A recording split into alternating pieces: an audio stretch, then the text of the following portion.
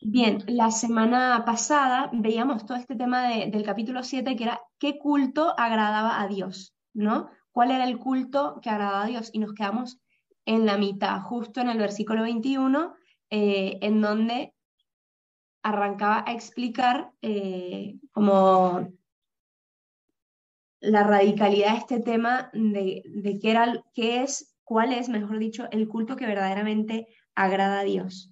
Y dice así el versículo 21 del capítulo 7. Esto dice el Señor del universo, Dios de Israel. Ya podrán añadir sus holocaustos a sus sacrificios y comerse su carne. Cuando hice salir a sus padres de Egipto, nada les dije ni nada les prescribí sobre holocaustos y sacrificios. Esta fue la orden que les di. Escuchen mi voz. Escuchen mi voz. Yo seré su Dios y ustedes serán mi pueblo. Sigan el camino que les señalo y todo les irá bien. Bien, curiosamente, Dios aquí clarísimamente está hablando que a Él no le interesan nuestros sacrificios, nuestros cultos, sino lo que le interesa es nuestra obediencia. Por lo tanto, el culto, esta restauración que había hecho Josías del culto externo, de volver a ofrecer sacrificios y demás, tal como se estaba viviendo en ese momento, no era lo que Dios quería. La alianza del Sinaí, la alianza que Dios había hecho con Moisés, no consistía en practicar actos externos de culto, en sacrificios y holocaustos, sino en la obediencia plena a la voluntad de Dios. Y esto es muy fuerte porque esto pareciera que, bueno, no nos toca, ¿no? Pero nos toca clarísimamente. De nada sirve que vayamos a misa, que ofrezcamos nuestros sacrificios si nuestro corazón no está adherido al querer de Dios. Y que nuestro corazón esté adherido al querer de Dios es, aplica en todo en nuestra vida, en nuestras acciones, en nuestros sentimientos, en nuestros pensamientos. Y nadie está hablando de que seamos perfectos hoy, pero sí que tengamos el deseo de transformarnos, de cambiar, ¿no? Porque si no, simplemente es puro ritualismo, ir a misa, puro ritualismo, el creer que el sacerdote al imponer las manos sobre el pan y el vino lo transforma en cuerpo y sangre, pero cuando nosotros lo recibimos no hace ningún cambio en absoluto en nuestra vida, puro ritualismo, puro cumplir. Y entonces eso no es lo que agrada a Dios. A Dios no le agrada que vayamos a la misa de esa forma. A Dios no le agrada que vayamos a la confesión de esa forma. Lo que quiere es que transformemos nuestro corazón y que esta gracia transforme nuestro corazón, que nosotros vivamos en plena obediencia a la voluntad de Dios. En el fondo, y aquí lo dice clarísimamente, es el hombre el que se alimenta de la carne de las víctimas. O sea, cuando nosotros vamos a misa para alimentar nuestra propia necesidad de sentirnos buenos, nuestra propia necesidad de sentir que estamos cumpliendo con algo, nos alimentamos de nosotros mismos, no estamos alabando a Dios. Y de hecho, una afirmación análoga a Dios la dice en el Salmo 50, en los versículos 11 y 13, cuando dice, conozco todas las aves del cielo, me pertenece todo lo que se mueve en el campo. Si tuviese hambre, no tendría que decírtelo, pues todo es mío. ¿Es que voy a comer la carne de toros y beber la sangre de machos cabríos? Y si esto es el Salmo 50, versículo del 11 al 13, si lo transformamos al hoy, ¿qué necesidad tiene Dios de nuestra misa? Le estamos haciendo un favor a Él. ¿Él qué? ¿Necesita nuestra misa para seguir siendo Dios? ¿Necesita que nos confesemos para que Él siga siendo Dios? No. Y esto es un grave error que tenemos en nuestra concepción de todos los sacramentos, de la vida eclesial. Pensamos que es un favor para aplacar la ira de Dios, o yo no sé qué cuánta cosa, ¿no? Y no entendemos que es un regalo para nosotros, es un don para nosotros. Dios se nos da para transformarnos, nos regala su gracia.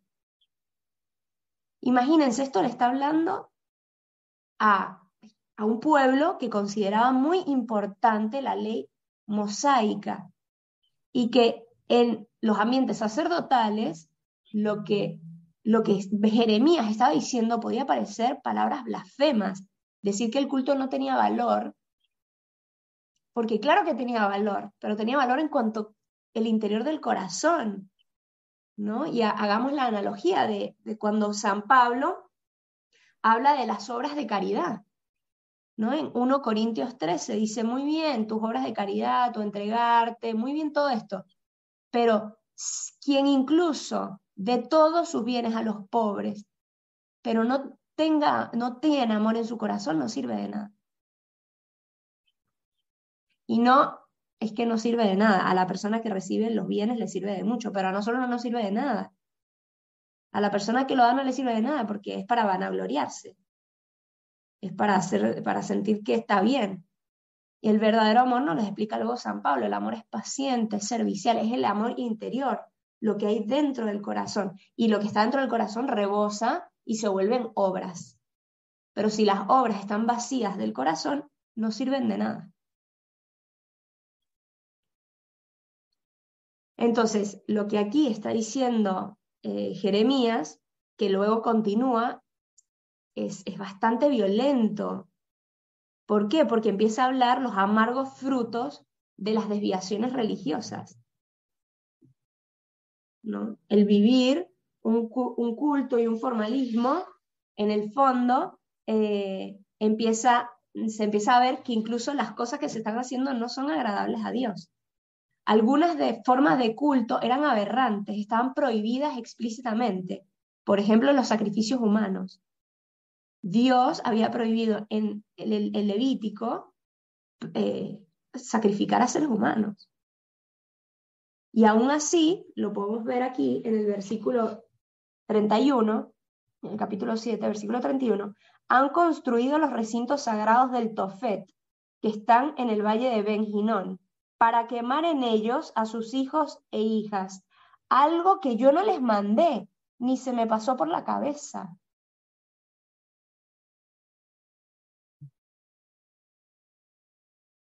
Hacer sacrificios humanos para agradar a Dios. ¿Cuál es el versículo, Mari, ese? Versículo 31 del capítulo 7. La reprobación de Dios es total. Jamás les pedí eso, no ordené eso, ni siquiera se subió a mi corazón en algún momento eso. Entonces, de nuevo, nos invita a la conversión del corazón. Y esto va a ser la denuncia y el anuncio constante de los profetas. Luego Ezequiel nos los dirá, arrancaré de su carne el corazón de piedra y les pondré un corazón de carne. Constantemente los profetas piden una renovación interior. Los actos no sirven de nada sin la motivación, si la raíz está mala. De nuevo, el acto quizás en sí mismo sirve al otro, pero a uno mismo quizás incluso te estás condenando con ese acto. Capítulo 8. Lorena.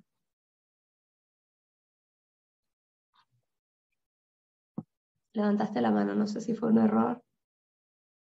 Un poquito, ya.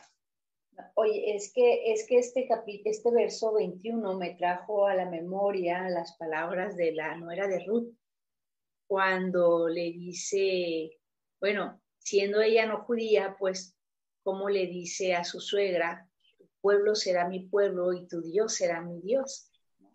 Como dice aquí, seré tu Dios y ustedes serán mi pueblo. Como a nosotros que somos de la casta, ¿no? El Señor no entendemos que esa parte, ¿no? De decir que somos parte de ese pueblo de Dios y somos, yo creo que de la estirpe, ¿no? Que se nos ha heredado y no le rendimos el culto ni le rendimos lo que Dios merece. Como hay gente que no pertenece Y le da culto. y le da culto, ¿no? A Dios como se merece. Así es, tal cual. Sí, al final los secretos del corazón son los conoce Dios, ¿no? Lo que a la persona le motiva. Y en capítulo 8 habla de la obstinación del pueblo y del lamento del profeta. Obstinación del pueblo y lamento del profeta. Entonces vamos a ver que para Jeremías, y en general lo vamos a ver en la escritura, lo más grave no era el pecado. Todos somos pecadores, todos nos equivocamos, todos fallamos, ¿sí? Y esto va a suceder hasta que vayamos al cielo, ¿no? Pero esto no es lo grave, esto no es lo que merece el castigo de Dios, sino lo que merece el castigo es la obstinación en el mal y no reconocer las propias equivocaciones. Eso es lo grave. Lo grave no es caer, o lo más grave no es caer. Lo más grave es obstinarse, incluso justificarse. Es lo que decíamos la vez pasada, que el malo se termina justificando y diciendo, bueno, pero es que es imposible cumplir los mandamientos de Dios, ¿no? Nos justificamos en el mal. Lo grave de la sociedad actual no es que está en pecado, toda la sociedad está en pecado. Lo grave es que el concepto pecado se ha querido quitar de nuestro vocabulario. O sea, si tú lo quieres y a ti te parece bien y el otro consiente, pues entonces, bueno, tú eres libre, no pasa nada, no pasa nada. Entonces hemos querido quitar el pecado del vocabulario, creer que eso no existe, ¿no? Nadie es malo, es verdad, nadie es malo. Nosotros tenemos una antropología, la antropología cristiana es positiva. ¿Por qué? Porque cree que de fondo el ser humano es bueno. Por esencia el ser humano es bueno, porque estamos creados a imagen y semejanza de Dios. Ahora que el mal existe en el mundo, el mal existe en el mundo. Lina. Buenos días. Sí, efectivamente, el pecado o la palabra pecado se ha querido generalizar como si fuera, pues no precisamente una moda, simplemente se ha confundido con libertad y decir, pues cada quien es libre de hacer lo que pueda y lo que quiera, porque así lo dice la palabra, que Dios es para liberarnos y nos vino a libertar. Sí, pero no podemos confundir la palabra libertad con libertinaje, y menos en este mundo tan atribulado que estamos viviendo y con tanta confusión, la verdad. Entonces, los términos, pues cada quien los quiere interpretar a como quiere, pero qué importante es conocer, porque, por ejemplo, dices, no terminamos de pecar, o sea, estamos estudiando, estamos abriéndonos un poco los ojos de la ceguera que teníamos, y siento que no sé nada todavía, y qué difícil es, pues, creer que la gente, pues que porque va a la iglesia ya, tiene un corazón bueno, bondadoso. Te encuentras con cada situación, tremenda, y ahorita por ejemplo, en Netflix también hay una familia, digo, una película donde habla de una familia greco, Los Secretos, muy católicos y bueno, cuánta cosa, y resulta que eran muy rufianes todos, porque de alguna manera todos estaban implicados, y dices tú, qué confusión tan grande, o la imagen que quieres dar, pero lo que es, o sea, qué difícil de veras, pero no imposible. Pero sí Así es. necesitamos tener bien clara esa diferencia para no confundirnos, porque hasta nosotros mismos nos podemos confundir. Gracias. Sí, obvio, así es. Entonces el tema es la obstinación en el mal. Fíjense aquí en el versículo 4 del capítulo 8 dice, esto dice el Señor, no se levanta el que cae, no regresa el que se fue. ¿Por qué pues se extravía este pueblo y Jerusalén se revela sin tregua? Se aferran al engaño, se niegan a regresar. He escuchado atentamente, nadie habla como es debido, nadie se duele de su maldad, diciendo, ¿qué es lo que he hecho? Cada cual sigue su carrera como caballo lanzado al ataque. ¿No? Nadie reconoce el mal y eso es lo grave. Este es el problema de verdad, de fondo. Luis. Yo entré un poco tarde, porque recién llego y no estoy en casa. ¿De qué pueblo estás hablando? Del pueblo de Jerusalén. No me imaginaba, pero qué terrible, para no perder el hilo. Sí. Estamos en el capítulo 8 de Jeremías. Bien. Entonces, el texto que sigue, del versículo 10 al 12, muestran unas expresiones de desesperación resignada de Jeremías, ¿no? Ante la actitud del pueblo. que aún reconociendo que el juicio divino es inevitable, no hacen nada por cambiar de actitud. O sea, ellos saben que el juicio de Dios es poderoso, ellos saben que viene el juicio de Dios, saben que es inevitable, o sea, conocen y no hacen nada para cambiar esa actitud, ¿no? Quedan el versículo 13. Intento cosechar algo de ellos, pero no quedan uvas en la cepa, ni aparecen higos en la higuera. Tienen las hojas marchitas, pues le daré quien les pegue fuego. ¿Qué hacemos aquí tan tranquilo? Vayamos juntos a las fortalezas y acabemos allí de una vez, pues el Señor, nuestro Dios, quien quiere hacernos morir, ¿no? Como que ellos saben, bueno, ya ni modo, entreguemos a la muerte. Nunca dice, bueno, no, cambiemos actitud. No, ni modo, o sea, igual vamos a ir al infierno, así que ya está. ¿No? Entonces, la vid y los higos son imágenes bíblicas que se usan a menudo para indicar al pueblo de Dios que no produce los frutos deseados. La vid y el higo y la higuera se utiliza muy constantemente y Jesús la utiliza. ¿Se acuerdan cuando ve a una higuera que no produce frutos y le dice, como que ya, pues, no generaste los frutos, y la habla en contra de la higuera y al día siguiente no tiene higos? Y entonces los apóstoles se asustan y dicen, oye, o sea, tipo, mataste al higo, ¿no? A la higuera, y se ven reflejados, ¿no? Como que no tenemos esperanza, y dicen, no, con la gracia de Dios todos tienen esperanza. O sea que tienes que volver a Él, ¿no? Para Dios nada es imposible. El problema es cuando nos obstinamos. El final del capítulo entonces expresa el dolor del profeta ante la catástrofe. Las últimas esperanzas de ayuda se han desvanecido, ya no hay remedio. Y hay una expresión reiterada que utiliza Jeremías, la hija de mi pueblo, y lo que se refiere es a la población de Judá, ¿no? La población de Israel. La hija de mi pueblo habla de los descendientes del pueblo, o sea, es el mismo pueblo, son expresiones distintas para hablar de lo mismo. Y en el fondo habla de nosotros somos los hijos del pueblo, somos nosotros. ¿Sí? Bien, capítulo 9. Mari, ¿dónde está ese versículo? Los hijos. Aparece varias veces, aparece en el versículo 19, en el 21, en el 22, en el 23. Esta expresión, la hija de mi pueblo, la hija de mi pueblo, que lo que habla es una expresión más para indicar a la población de Judá, al pueblo de Judá. Bien, capítulo 9 habla, el título es La verdad ha desaparecido, el conocimiento de Dios es la única sabiduría verdadera. La verdad ha desaparecido, el conocimiento de Dios es la única sabiduría verdadera. El pueblo, Jeremías hace un cambio brusco de tema, se distancia de lo que estaba hablando antes porque ve la obstinación en el mal del pueblo. Y empieza a hablar de que el alejamiento de Dios ha traído consigo la inseguridad en la vida cotidiana. ¿Por qué?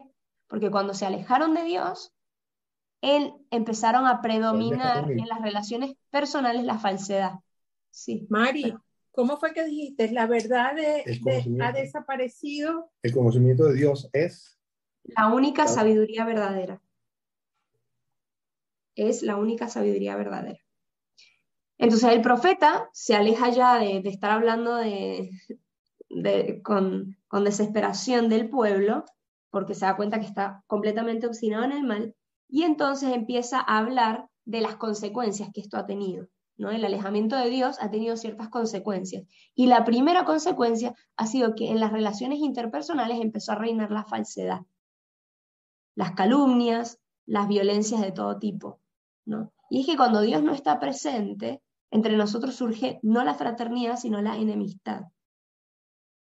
Es como cuando los padres mueren y los hijos empiezan a pelear la herencia, ¿no? Ante la presencia de los padres, parece que nos unen el padre nos une. Y cuando el padre ya no está, lo que hay entre los hijos muchas veces se genera enemistad, ¿no? Bueno, y esto es lo que pasa. Entonces empieza Jeremías a observar todas las devastaciones que había asolado el país y manifestaban el castigo debido a la causa de los delitos de la gente. Era la consecuencia del mal. Si yo siembro mal, cosecho mal. Si yo siembro odio, cosecho odio.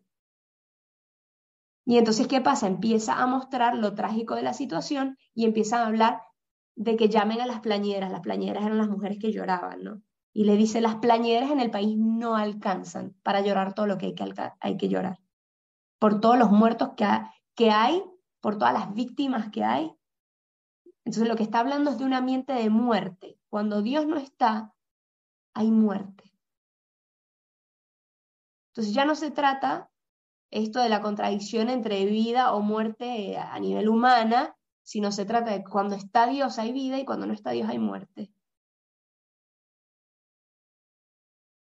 Y entonces incluso dice que no bastan estas profesionales para el lamento, sino que las mamás van a tener que enseñar a las hijas a entonar cantos fúnebres, porque todas las personas del pueblo van a tener que cantar por la cantidad de personas muertas.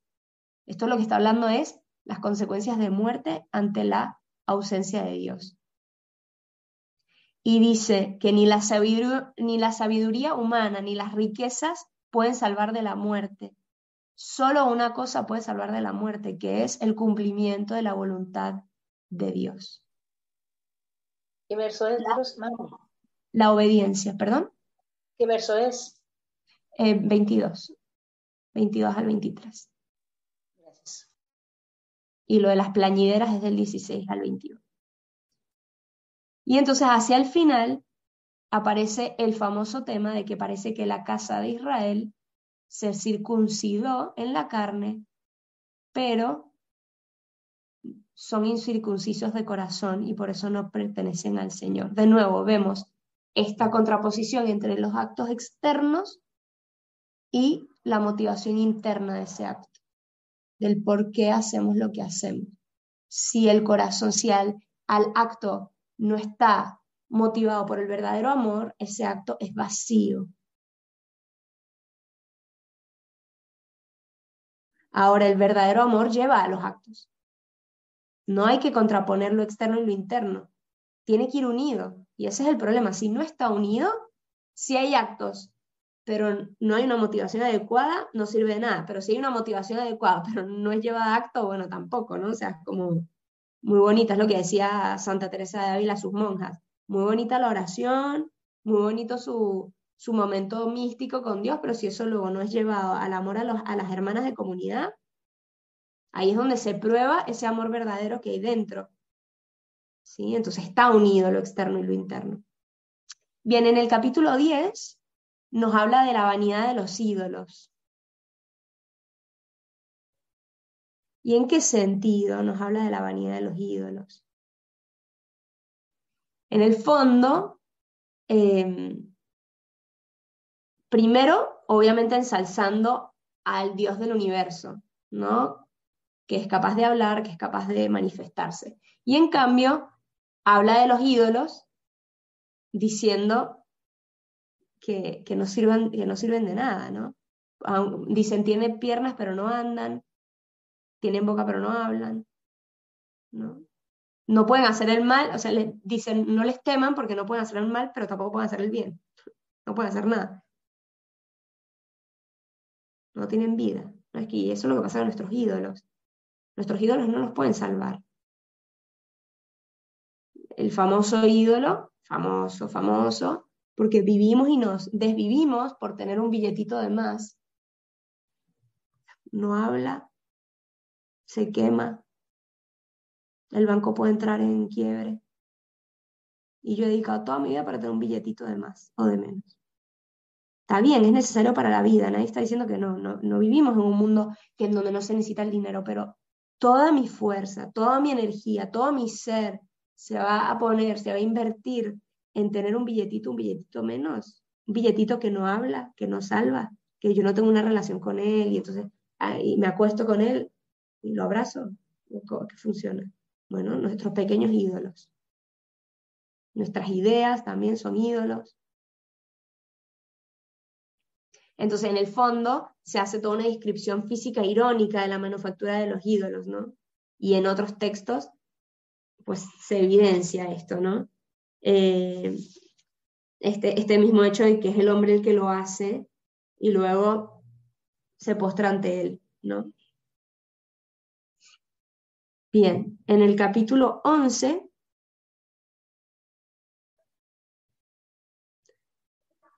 se habla del castigo de la infidelidad a la alianza.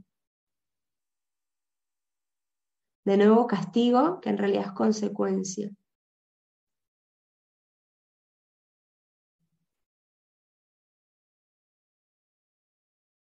Castigo de la infidelidad a la alianza.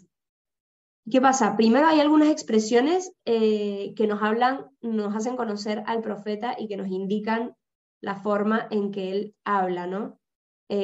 Hablando del pueblo, dice, siguiendo su perverso y obstinado corazón, ¿no? Como que estas obras que llevan a cabo el pueblo, las llevan desde su perverso y obstinado corazón, ¿no? Habla de servir a dioses extranjeros,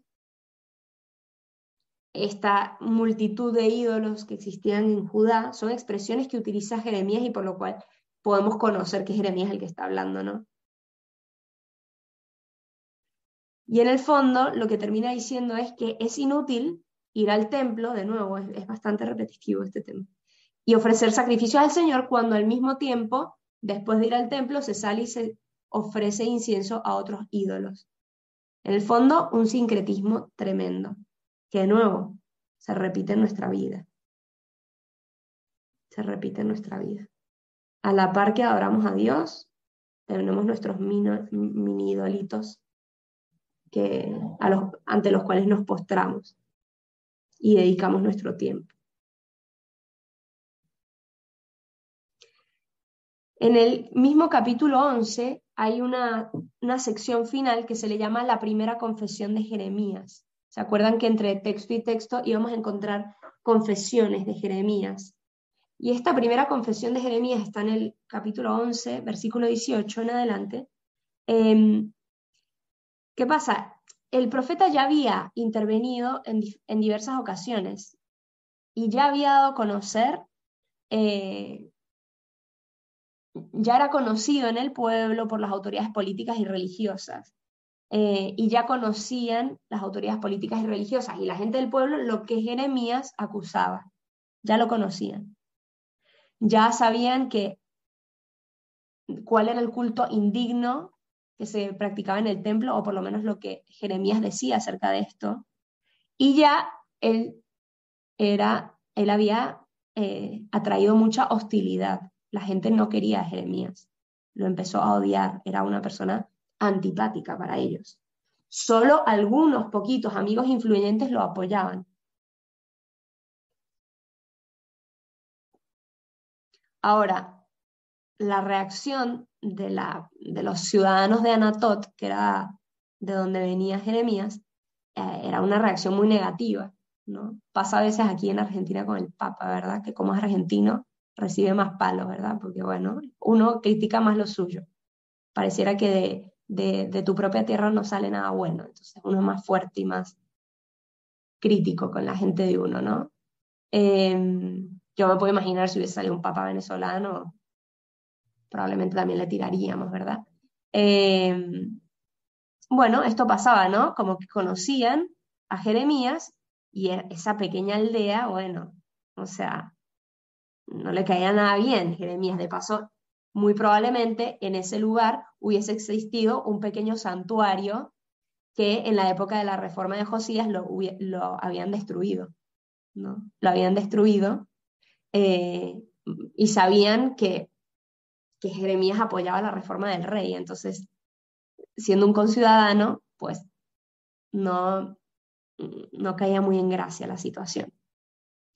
Entonces nos encontramos en un momento en donde el profeta no esperaba todavía que su predicación iba a resultar tan hostil a sus paisanos, a la gente de su pueblo. Y entonces, por un hecho providencial, él se da cuenta que la gente de su pueblo lo quería matar. Y es el motivo fundamental de la hostilidad contra él, era que él se hubiese atrevido a hablar en el nombre del Señor. Lo mismo por lo cual atacaron a Jesús. Lo mismo por lo cual un poco atacamos al Papa, ¿no? siendo el Papa, ¿cómo va a decir eso?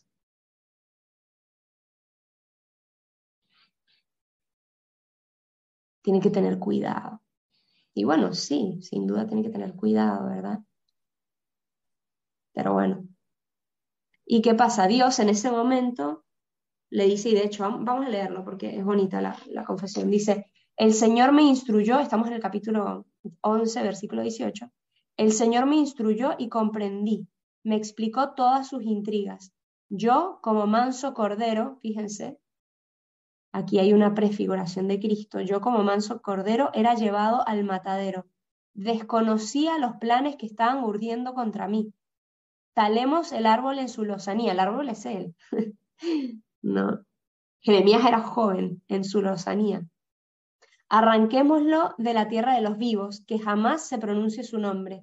Y aquí él confiesa, Señor del universo, que juzgas rectamente, que examinas las entrañas y el corazón, deja que yo pueda ver cómo te vengas de ellos, pues a ti he confiado mi causa. Por eso, así habla el Señor del universo a los vecinos de Anatot, que amenazan con matarme y me dicen, deja de profetizar en nombre del Señor, de lo contrario morirás a nuestras manos.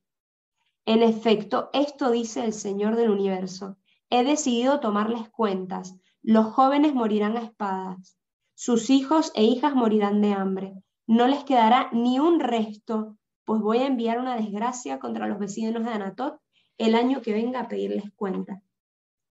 ¿Qué pasa? Que aquí Dios le asegura a Jeremías que los que buscaban un mal contra él iban a sufrir el mismo mal que buscaban.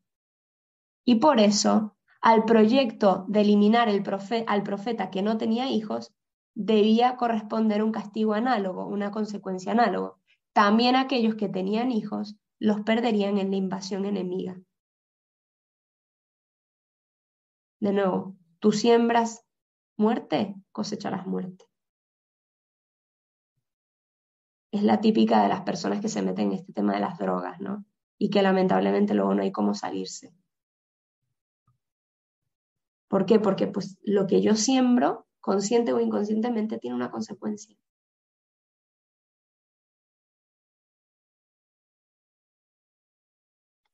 Y entonces aquí vemos que Jeremías, como todo gran profeta, tiene que ser un acto de humildad, ¿no? Yo me imagino que en Jeremías se debatía el mensaje de Dios y la soberbia de querer matarlos a todos de lo obstinados que eran. Lo humano, la reacción humana de decir, o sea, conviértanse tercos todos, ¿no? O sea, se le metería lo humano, ¿no? No era todo ser humano, se le mete lo humano aparte de enviar un mensaje divino. Y cómo él tenía que constantemente volver a ese lugar de humildad de Señor, tú me conoces, o sea, tú conoces que lo que yo busco, aunque se me meta lo humano a veces y los quiera matar a todos, es buscar realmente tu voluntad, es transmitir tu mensaje, ¿no? Entonces el profeta siempre, y una persona que busque vivir cristianamente su vida a profundidad, radicalidad, constantemente se va a debatir entre la humildad, porque hablar en nombre de Dios no es sencillo. Te expone un montón. Por eso el Papa siempre pide que recemos por él. No es una cosa fácil tener sobre sí el peso de la Iglesia.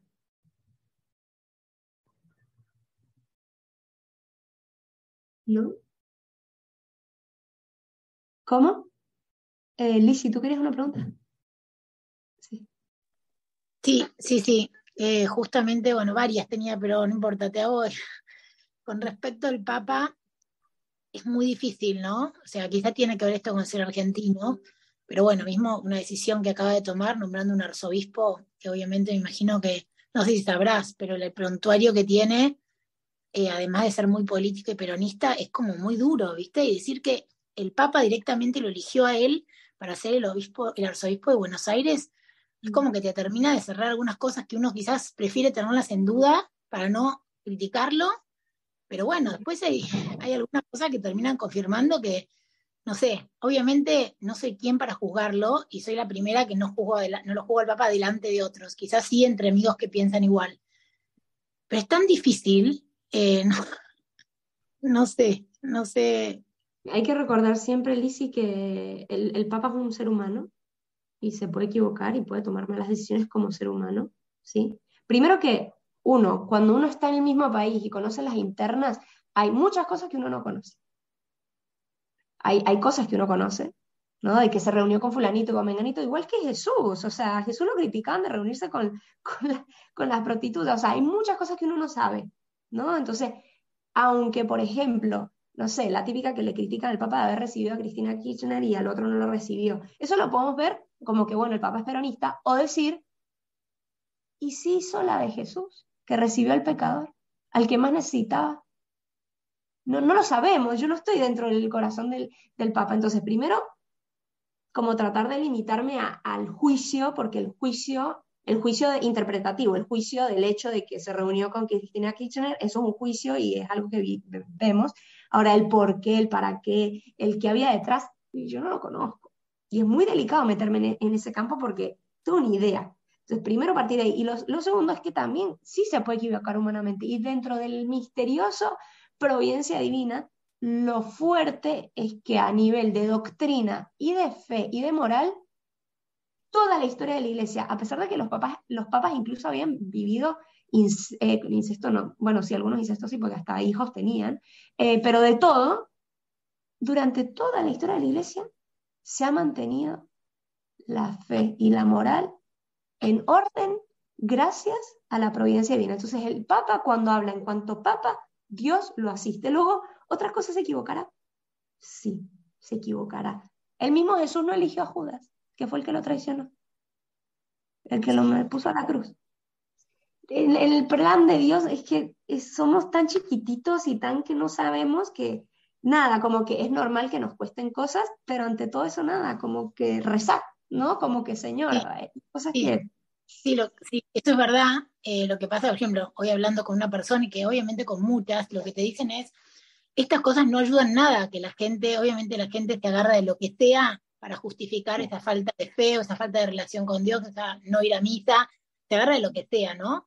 Y esto es una de las cosas más que te agarrás, que nombre a un arzobispo que tiene las características que tiene. Entonces la gente dice, claro, si ya la iglesia está así, ¿entendés? Que además el Papa nombra a este arzobispo, y decir, la iglesia está perdida, como que mucha gente entra en esto, en justificar. Yo entiendo, ¿no? Que uno justifica, pero uno justifica esa no búsqueda de relación con Jesús íntima y cercana, porque uno ve a la iglesia como que si la iglesia está bien, es digna de que la siga, si la iglesia no toma buenas decisiones, ¿para qué me meto en la iglesia? ¿No? Eso se ve mucho también. Pero bueno, nada, no sé, entonces estamos como justificando mucho y bueno, quizás yo soy una más, pero no es que, yo lo que veo es que mucha gente está alejada por todas estas decisiones que se toma, ¿viste? Por los curas que abusan, como que se agarra mucho de eso, que también me gustaría tener un buen argumento cuando te dicen eso, pero está el cura que abusa, la iglesia no se actualiza, ¿entendés? Entonces, eso justifica a que tomes una distancia de la iglesia. ¿Qué le contestas a esa persona? Mira, yo, primero, las respuestas estas, ¿cómo se llama? Eslogan no existen, ¿no? No hay una respuesta eslogan que va a hacer que convenzas al otro para que vuelva a la iglesia, no. Ahora bien, sí creo que primero nosotros como cristianos tenemos la responsabilidad de volver al querigma, que es el anuncio de la fe, el anuncio básico de la fe, que es la muerte y resurrección de Jesucristo y de la transformación de la propia vida. Hay que partir de eso. Luego lo demás, efectivamente, si yo nada más voy a, no sé, meterme, hasta humanamente, me voy a meter en una empresa donde todo el mundo sea puro, casto y perfecto, no existe esto en la vida humana. Y o entendemos esta situación o vamos a vivir frustrados el resto de nuestra existencia. Ahora, eso no limita que Dios se manifieste como de hecho se manifiesta a través de los más pobres y pecadores. Entonces, ¿qué pasa? Todas estas personas, efectivamente, a veces es una excusa, pero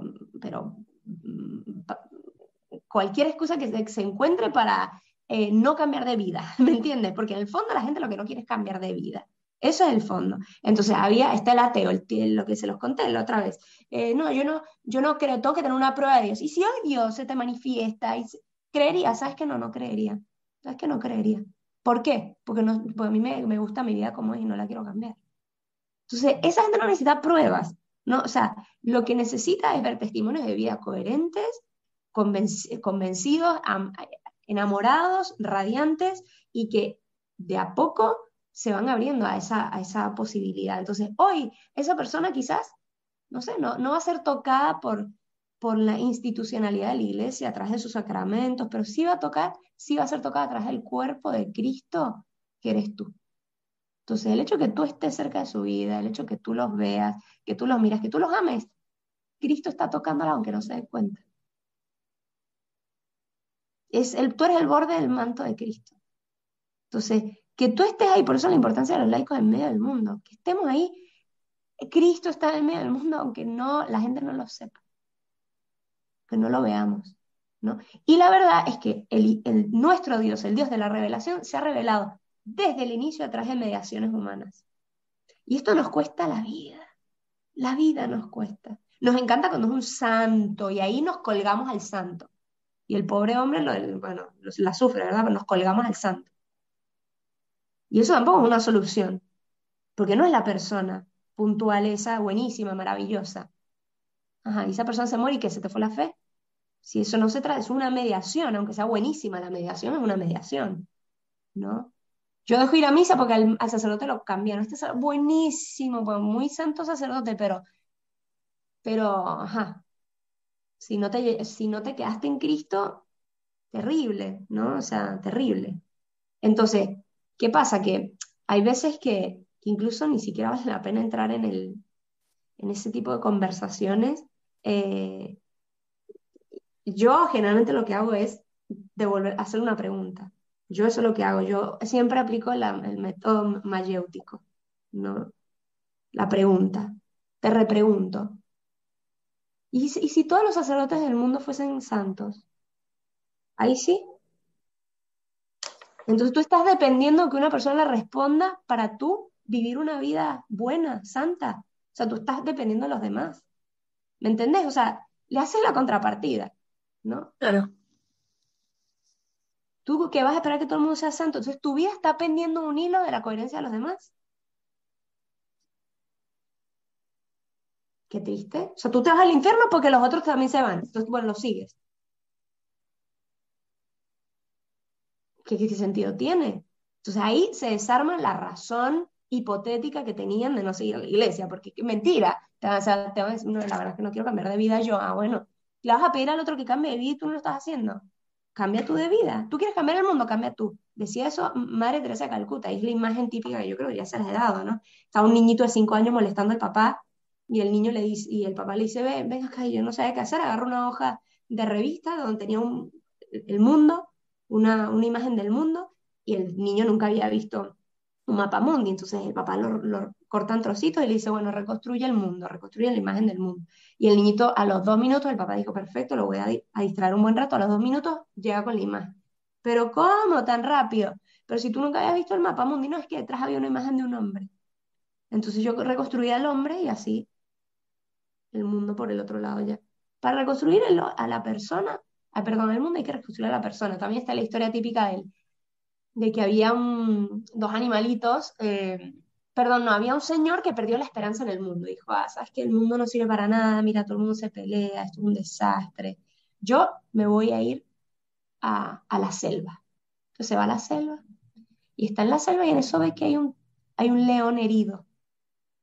Hay un león herido y veía que había una liebre que todos los días buscaba comida, agarraba la comida y se la llevaba al león. ¡Ah! Y este gesto le encantó. Entonces dijo, ¿sabes qué? Como que esto le abrió la esperanza nuevamente y dice, ¿sabes qué? Yo le voy a dar una segunda oportunidad al mundo. Entonces agarró, se pintó como si estuviese sangrando, se puso pintura roja y se tiró al piso, ¿no? Y entonces para darle una segunda oportunidad al mundo. Entonces está esperando que llegara alguien para rescatarlo. Y en eso escucha una voz muy suave en su conciencia que le dice, mira, ¿tú quieres cambiar el mundo? Deja de ser león y conviértete en liebre, ¿no? Ponte tú primero, o sea, cambia tú, amigo. Estás esperando que todos los sacerdotes del mundo sean santos, estás esperando que los obispos sean maravillosos para tú ser un miembro coherente de la iglesia. No. Imagínate, no hubiese ningún santo en el mundo. María, Sí. Vos dijiste que hay dos cosas que el Papa cuando habla están inspirados por Dios y no puede supuestamente equivocarse. ¿Cuáles son, María? Sí, te escucho. ¿Saben cuáles son las dos cosas que el Papa no se puede equivocar cuando habla? Cerrar a Lorena porque no la puedo ver a Marisa. Un momento, por favor.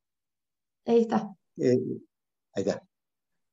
¿Cuáles son las dos cosas que el Papa cuando habla no se puede equivocar porque supuestamente está inspirado por el Espíritu Santo? Temas de fe y de moral, pero cuando habla ex cátedra. Ex cátedra. O sea, es decir, no una entrevista que le están haciendo en el avión. Eso no es ex cátedra. O sea, que él prepara la respuesta, o estudia y prepara. No. Ex cátedra es cuando habla en nombre de Dios y de la iglesia y son momentos muy puntuales. De hecho, este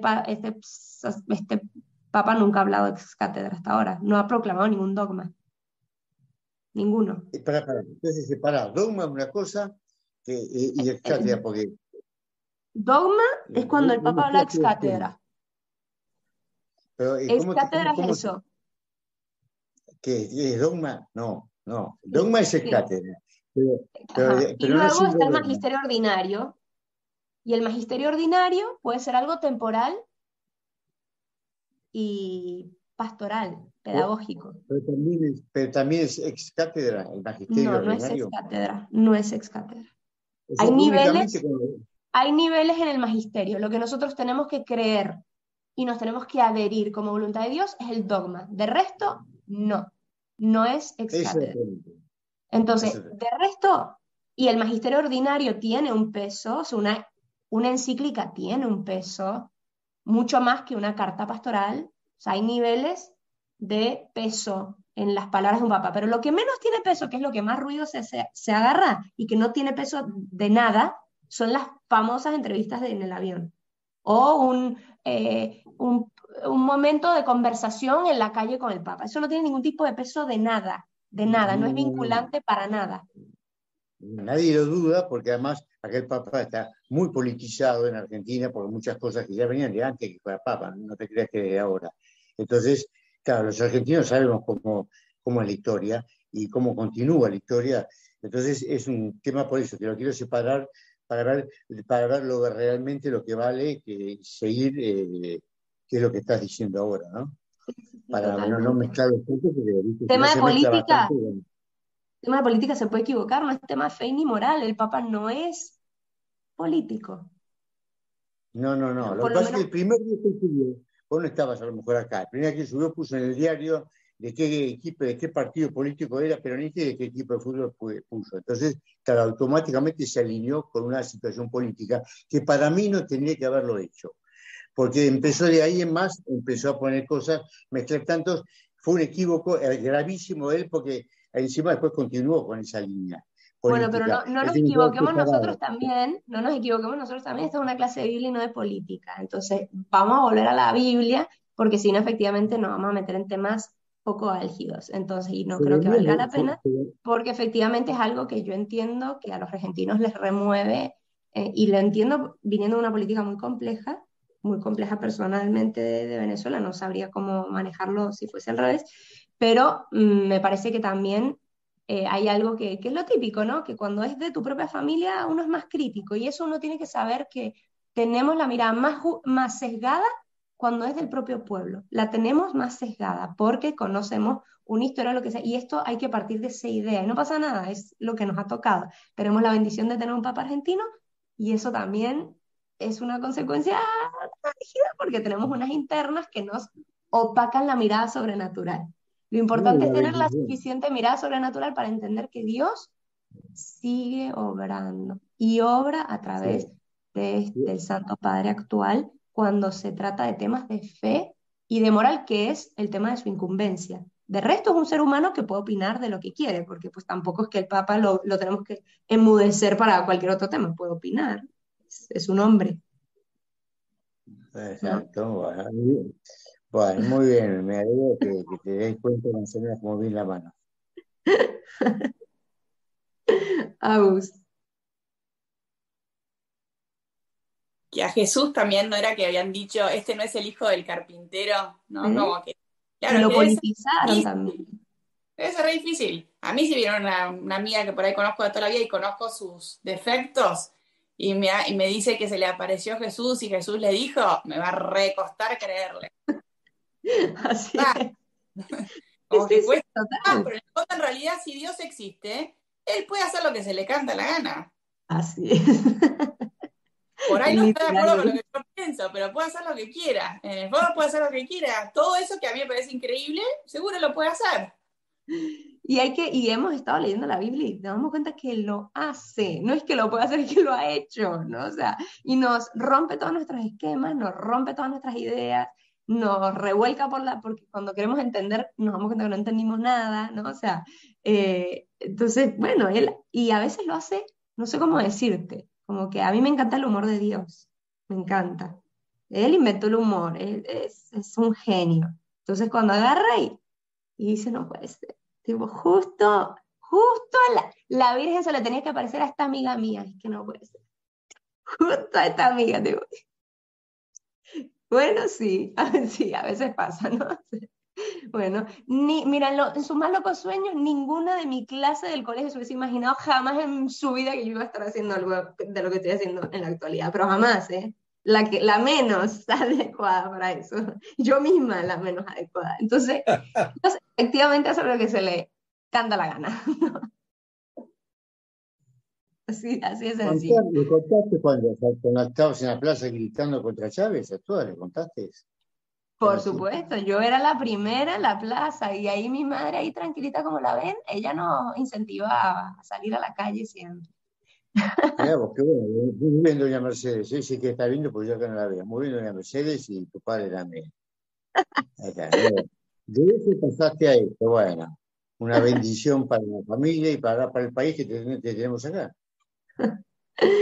Así es. Bueno, vamos a ver si avanzamos un poquito, porque esta vez, ¿cómo? Perdón. Nada más para cerrar, porque ¿sabes qué? Me encanta escucharlos porque confirman, disculpen, señores argentinos, pero nadie es profeta en su propia tierra. Y esto lo dijo el mismo Jesús y el Papa va, pero si en esta parte, yo lo soy. Cumpliéndolo. No, es que Jesús lo dijo, o sea, y ellos lo confirman. Y otra, pues ¿a quién seguimos? ¿A quién seguimos? Al sacerdote, al obispo, al papa, ¿a quién seguimos? ¿No? ¿Dónde está fundada nuestra fe? De hecho, ahora dentro de poquito nosotros vamos a tener el encuentro con el Papa y lo emocionante cuando el Papa pasa y todo el mundo aclama, no es por, no sé cómo decirte, Jorge Bergoglio, es por el milagro de que este Papa sea el 290 y tantos siglos después de Cristo y siga manteniéndose el milagro de la sucesión apostólica. Cuando la emoción de los jóvenes es tan bonita, tan grande, porque es un milagro la sucesión apostólica y que en cierta forma esta persona fue ungida por alguien que fue ungido, hasta Jesús, ¿no? O sea, eso es lo que los chicos, o sea, todos nos emocionamos, más allá de un Jorge Bergoglio o de un Joseph Ratzinger o quien sea, ¿no? Juan Pablo, es que no es lo mismo con Juan Pablo II, es lo mismo cuando en la JMJ es una emoción, ¿por qué? Porque es la fe la que te mueve, la fe la que te mueve a ir a escuchar a un sucesor de Pedro, ¿no? Y a entender que es una obra del milagro de Dios el mantener, después de tantos desastres que se han mandado a la iglesia, que siga perseverando la obra de Dios. Eso es lo que conmueve, eso es lo que conmueve. Y por eso todo el mundo grita, viva el Papa, nadie dice viva Jorge, viva el Papa, ¿no? El vicario de Cristo en la tierra, cómo Dios se sigue manifestando, y es muy bonito ese momento, muy bonito. Por eso te das de golpe con todo el mundo para llegar a la valla, pero no por Jorge. No, yo no hubiese viajado ni 5 minutos para ir a ver a Jorge, ¿no?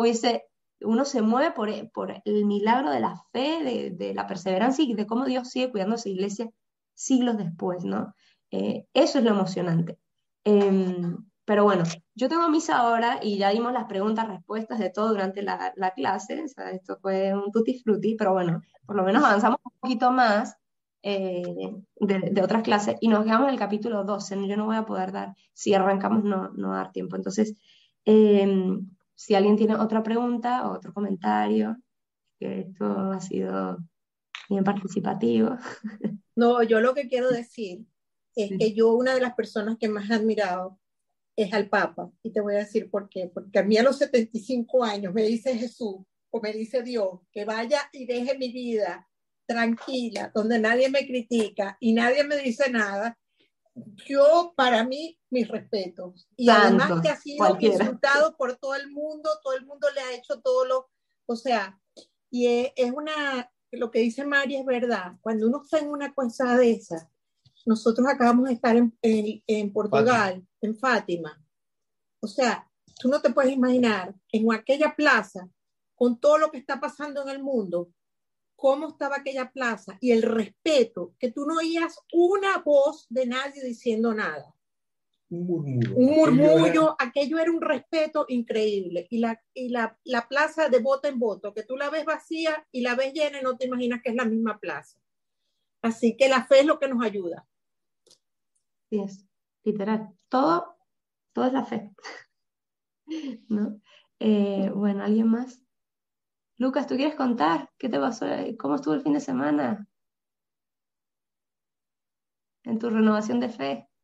Y bueno, ¿Conociste sí, algo? fue fuerte el fin de semana, fue fuerte. Y escuchándolos a todos también, como que una vez más soy testigo de que Dios es muy grande, ¿no? Y que en cada uno actúa y que no importa quién es el Papa o quién es el laico, el consagrado, lo que sea, el templo de Dios, como dice San Pablo, somos todos.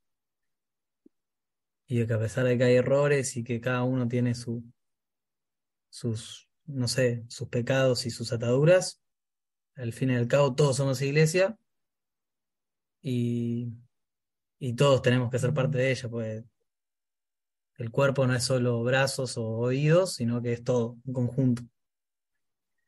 Pero no, nada, muy lindo lo que se compartió hoy. Y muy lindo el profeta Jeremías también, mirá cómo nos dio para hablar. ¿Viste? Bueno, gracias. Bueno, damos gracias a Dios entonces ahorita y los encomiendo ahora en la misa que tenemos aquí en casa. Mira, y en Jeremías está también la población de Anatot que no lo recibe, pues. Ahí está el Papa también. Sí, estamos nosotros también, cada vez que los más cercanos uno se quiere convertir, el más cercano te dice, tú, pero si tú, yo te conozco, ¿no? Y bueno, cada uno de nosotros también ha pasado no es profeta en su propia tierra, ¿no? Pero bueno, nada, damos gracias a Dios. En el nombre del Padre, del Hijo y del Doña Espíritu Mercedes, Santo. Perdón, Luis, perdón, no te... como Doña Mercedes le dije que como pastor universal, yo creo que sí está haciendo las cosas, y hasta ahí, ¿viste? El resto, bueno, ¿viste? Políticamente tengo mis discrepancias, pero como pastor universal creo que está haciendo está haciendo un buen camino para la iglesia. Pastor universal, ¿qué es lo que él tenía que haber quedado sin marcar otras cosas? Pero bueno, hasta ahí. Así es. A tu mamá le respondo, ¿eh? No, y mis respetos, don Luis, porque de verdad yo entiendo, o sea, si, como dice María, si a nosotros nos tocara entre el chavismo y un papa, pues haríamos mucha bulla, la verdad. Bueno, en nombre del Padre, del Hijo y del Espíritu Santo. Amén. Señor, gracias por manifestarte nuevamente a través de tu palabra, que esta palabra siga siendo vida en nosotros, nos siga transformando el corazón, para hacernos un corazón cada vez más semejante al tuyo, y que todo lo que hagamos hoy y siempre sea para tu gloria y para el bien de todos los hombres. Gloria al Padre, y al Hijo, y al Espíritu Santo, como era en el principio, ahora y siempre, por los siglos de los siglos. Amén. Cristo Rey nuestro, venga a tu reino. En nombre del Padre, del Hijo y del Espíritu Santo. Amén. Muchas gracias. Chao, gracias Mari. Gracias, Mari.